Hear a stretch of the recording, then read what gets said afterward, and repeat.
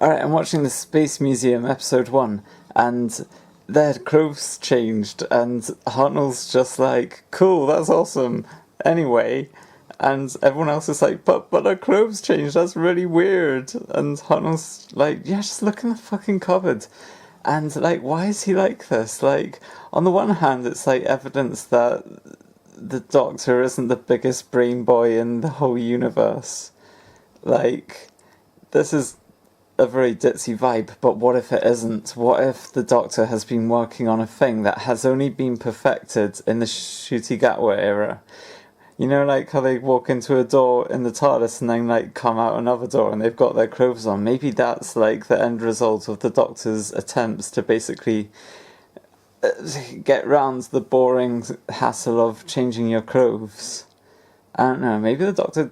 No, I was going to say the Doctor doesn't like to be naked, but Matt Smith likes to get naked.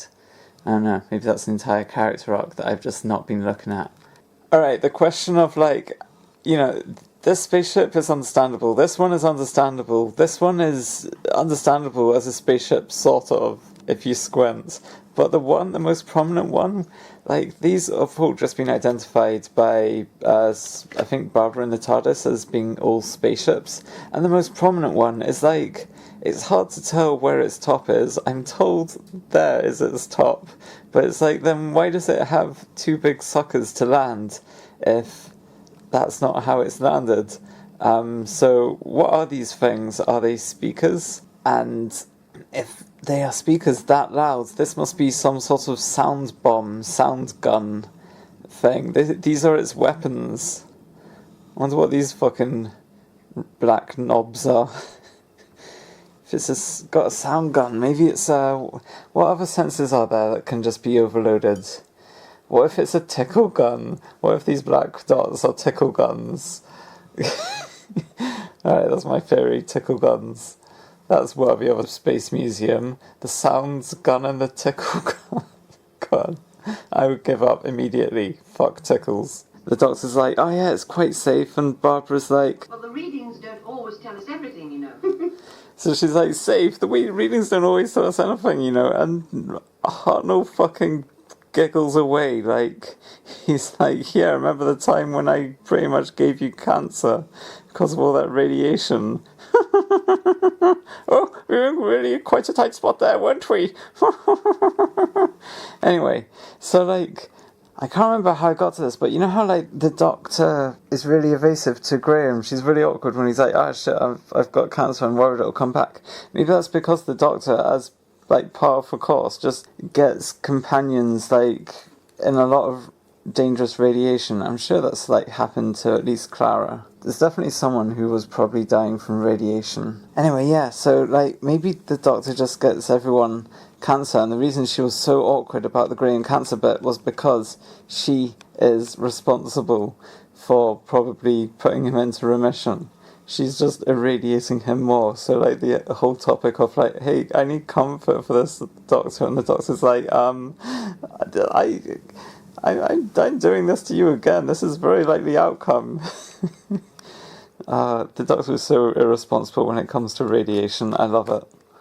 Alright, so it looks like these are like far away cliffs, but like Vicky's throwing a shadow onto a good distance of it, which means that this is not cliffs far away. This is a wall. This is literally a wall, and we're just using our pattern recognition to make everything look like Earth when it doesn't. This stuff is like, what, half a meter away from them. This is a wall. And we just look at it and we think, oh yeah, that's far off stuff. That's because we don't, we just shoehorn everything into being human. Okay, so this whole story, Space Museum, like, is just an example of, like, it's a intense interrogation of toxic masculinity. You know, like how at the start Hartnell's, like, everyone's like, oh, if our clothes have suddenly changed, and Hartnell just brushes it off. Like, that's like parody levels of just, you know, such entitlement and stuff that just makes you just believe your first thought. And then when like Vicky's glass smashes and she says it jumps back up into her hand, putting itself back together, he's just like, sure, I believe you, and then does nothing about it, as if that's not incredibly alarming for, especially like these two things to happen right beside each other, and just, yeah, and they went out just now, and yeah, like, the Doctor was like, this is a dead planet, after, actual evidence. We have already been given evidence that it is inhabited. We've seen a building and stuff, like, but he, like, just declares it as a dead planet, which is as ridiculous as the time when he turned up in Skaro and declared it a dead planet. So it's not like this is parody, cartoonish levels of toxic masculinity that haven't been present before. This is just shining a light on it. And then Ian says something here, which I can't remember what it is, but... The dark side of the moon. Oh yeah, Ian's like, you know what, how can it be a dead planet? Because he associates extinction with extreme cold, therefore there must be life. How can this be a dead planet, Doctor? Because it's not really cold. And just the comfort, like, that could be a first thought you have for something, and, fair enough, whatever, but it's not the last thought you have. But in this, like, examine of toxic masculinity and just the obliviousness and just uselessness of the men, I think, I don't know, like, what the fuck? Just the Doctor and Ian being incredibly characterised as just... guys who just take the first thing that they think of and they're just absolutely certain about it because there's no one in them to challenge them, not even their internal critic anymore. Cartoon levels of toxic masculinity, it's amazing. This is a deep exploration of it, the whole story, presumably. Alright, the fact that Ian points out that they're not making any footprints on this dust is the first time the Doctor takes the identification of anything weird going on seriously. The Doctor's like, oh, that is really fucked up, isn't it? And of course, like, the Doctor's only doing this for a man. Like, the two women, it was Vicky with the glass, and then... oh yeah, everyone's clothes just changing, which I assume one of the women brought up. I think that's probably why the Doctor dismissed it. I don't know. Can't be bothered going back. I'm told by a wise person that it was Barbara. Okay, so this is arguably a really bad model shot, or it isn't, and this door does actually exist. And look what colour it is. It's this colour. And then we see its actual colour is this.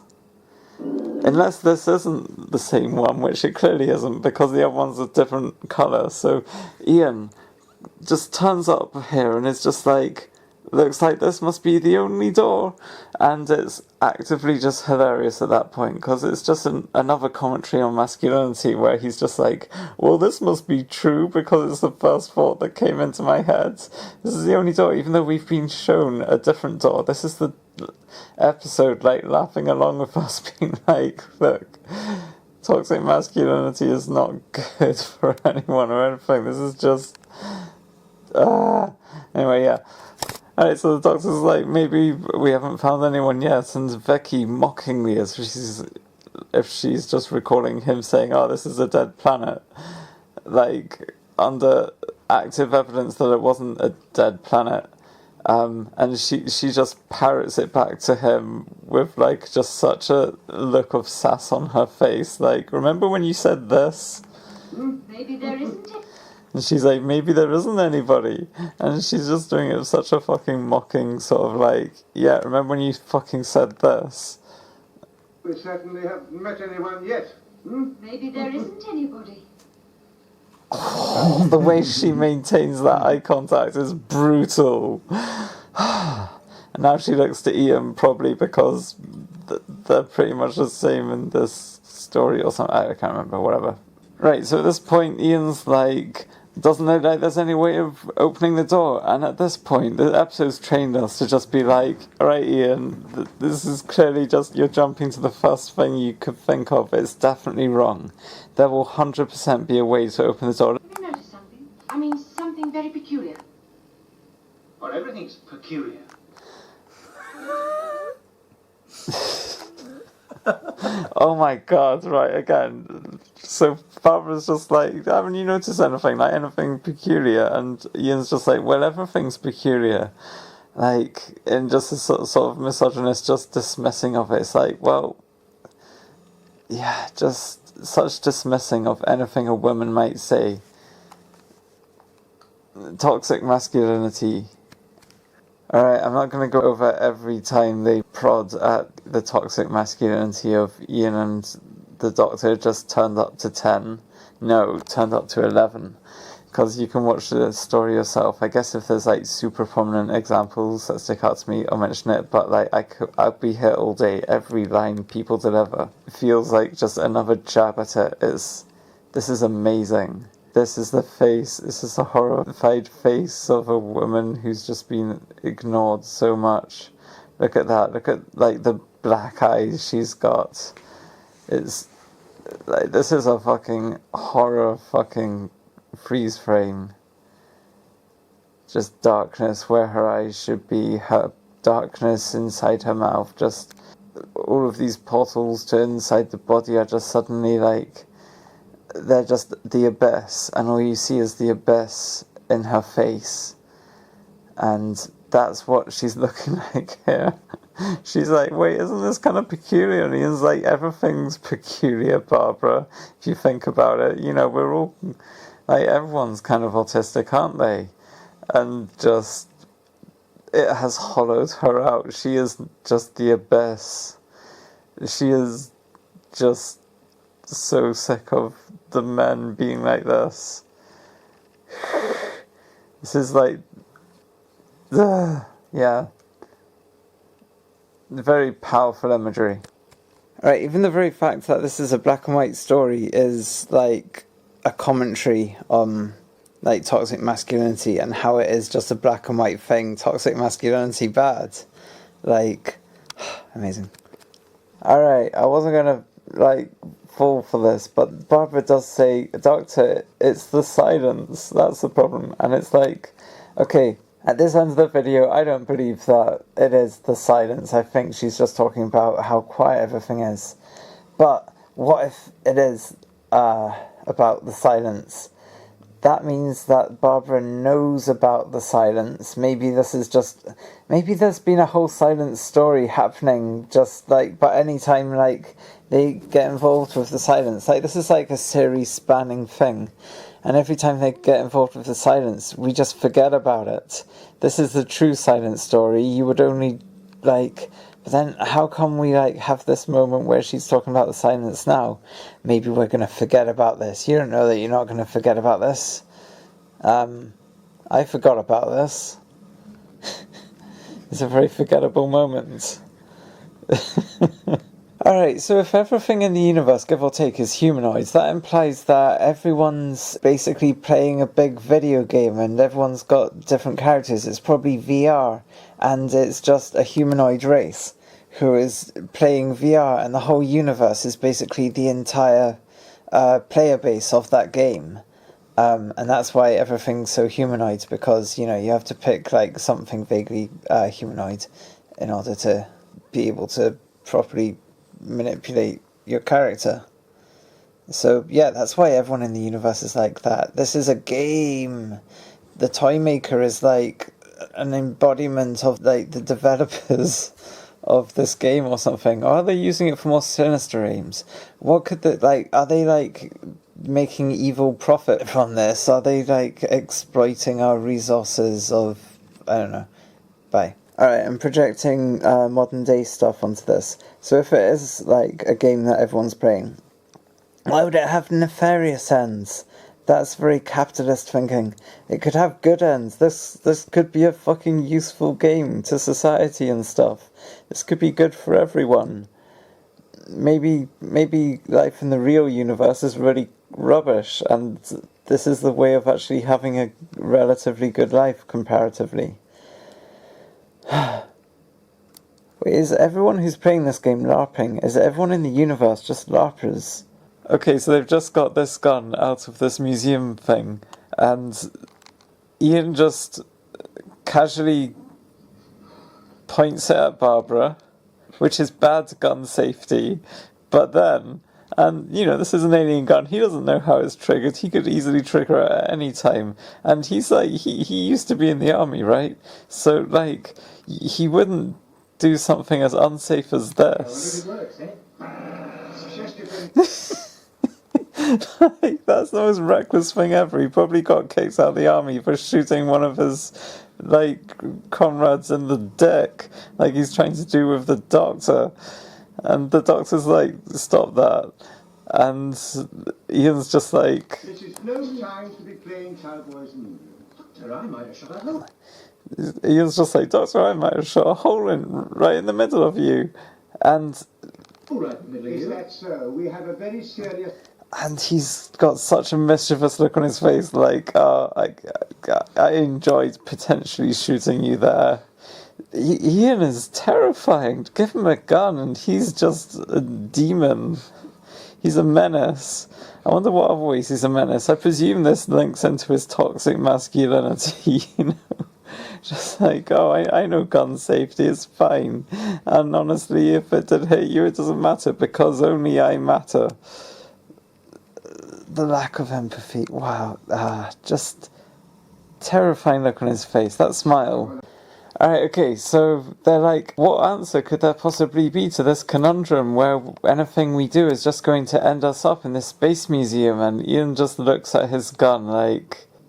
It's a difficult problem, isn't it? Yes. He's like, it's a difficult problem, isn't it? And he's like, looks at the gun and he's like, wait a minute. No answer. He's just like, there's no answer. It's like, And Ian's just looking like, wait, I know the answer. If I kill us all, they can't get us then. Big brain Ian. Alright, here we have the idea that, like, the thing... Right, here we have a toxic masculinity thing where everyone's like, hey, let's just go in the TARDIS and go away. And the Doctor's like, no, we have to stay here and work it out. And at the end of the scene, he's like, you know what, let's go to the TARDIS and run away. Isn't that a good idea? Does everyone agree with that? And everyone's like, yes, Doctor, we agree. What a good idea. And he's just pretending it's his idea when it's 100% not his idea. Anyway, I won't be filming all of these because I'll be just filming about everything ever said in this story. Okay, so maybe the first Doctor is amphibious, like an otter or a walrus or something, because he's showing this guy that he's... like, basically from these people and that they were friends of his. I know he's, like, doing a thing where he's just lying to them and making up any old shit, but also, like, maybe he's telling the truth here, and it's like me going in, like, if I go into sex work again, I want to, like, just call myself Lucy Licious and pretend that that's a fake name and see if I can get away with it, because that would be kind of amazing, because it sounds like a sex worker name. Alright, so the guy's like, you wouldn't benefit from killing me, or something like that, and Ian's like... maybe, but it might be enjoyable. Fool if you kill me, you will You'll be a fool if you kill me. You'll achieve nothing. achieve nothing. Possibly, but it might be enjoyable. Possibly, but it might be enjoyable. Like, usually I just assume Ian's just lying here. But, like, given this, like, gun focus that he's had, I believe him now. I think it would be enjoyable for him. He's loving this. Potential names for this episode include Ian Field's Gun Safety Class, Ian and Vicky's Gun Frenzy, Ian's Gun Friends, Guns Are Our Friends, and of course the best and most appropriate one, Gun Frenzy. Amazing. Space Museum's a terrible name. Alright. So Ian lunging to grab the second gun here is not like, aha, I better grab this before you get it vibes, and it's sort of like, I need to be the one with the guns. Like, not in a strategic way, in a kind of childish sort of, I want all the guns, I love guns. And he's just pushing in front of everyone to get it. He loves guns. He's a mine, you can't have it.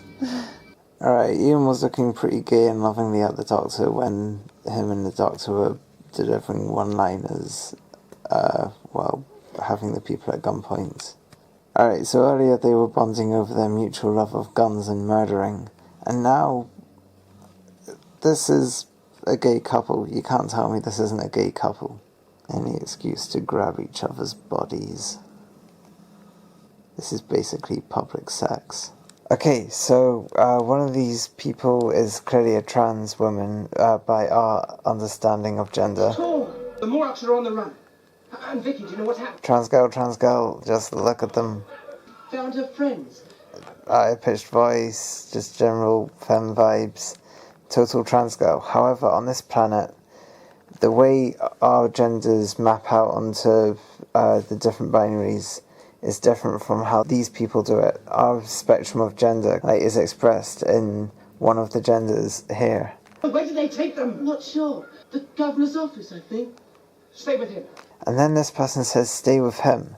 So, because they've presumably been referring to each other as he, him, for the rest of the fucking story, it means that, this spectrum of gender is just considered the one gender on this planet, and they have a different conception of gender. Presumably, given they say him and not them, there's presumably some sort of gender division. I've linked in my Instagram bio and my YouTube videos a Palestinian charity you can donate to if you want to support me. Also, you can help me with subtitles, and that would be really helpful and make my videos more accessible. Just saying.